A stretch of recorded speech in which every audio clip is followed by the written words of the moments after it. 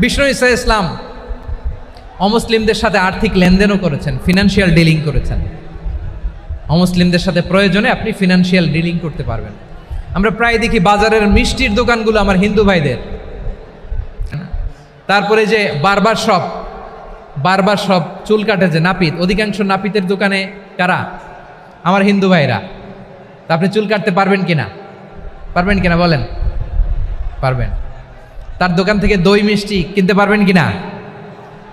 হ্যাঁ, আমার মুসলিম ভাইয়ের দোকান থাকলে ওইটারে আমি বেশি প্রায়োরিটি দিব, ঠিক কিনা? কিন্তু যদি তাদের সার্ভিস নিতে চান, প্রোডাক্ট নিতে চান, পারবেন। তার দলিল সহিহ বুখারী, আম্মা জান আয়েশা রাদিয়াল্লাহু তাআলা আনহা বলেন, ইশতারা রাসূলুল্লাহ সাল্লাল্লাহু আলাইহি ওয়াসাল্লাম মিন ইয়াহুদিয়িন তুআমান ওয়া রাহানাহু দিরআহু মিন হাদিদ। রাসূল সাল্লাল্লাহু আলাইহি ওয়াসাল্লাম এক ইহুদির কাছ থেকে, কার কাছ থেকে? সবাই বলে নাই কার কাছ থেকে? আমার নবী, পেয়ারা নবী এক ইহুদির কাছ থেকে জব কিনেছিল। জব, বার্লি, যেটা দিয়ে রুটি বানায়।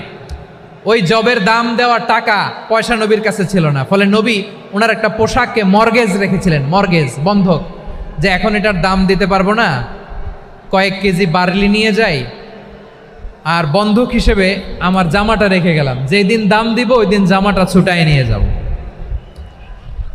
সুবহানাল্লাহ পড়বেন না? বাকিতে নিছিলেন, বাকিতে। দিরআহু মিন হাদিদ, লোহার তৈরি বর্ম, মানে যুদ্ধের পোশাক, লোহা দিয়ে বানানো। বিষ্ণুনবী বললেন, কয়েক কেজি জব দাও, টাকাটা পরে দিব, এখন টাকা নাই, বন্ধক হিসেবে, মর্গেজ হিসেবে আমার জামা রেখে গেলাম, যখন টাকা দিব জামা ছুটায় নিব। আওয়াজ করে বলতে হবে সুবহানাল্লাহ। এ থেকে বোঝা গেল অমুসলিমদের সাথে ফিনান্সিয়াল ডিলিং করা যায়, অর্থনৈতিক লেনদেন করা যায়, কেনাবেচা করা যায়, প্রোডাক্ট কেনা যায়।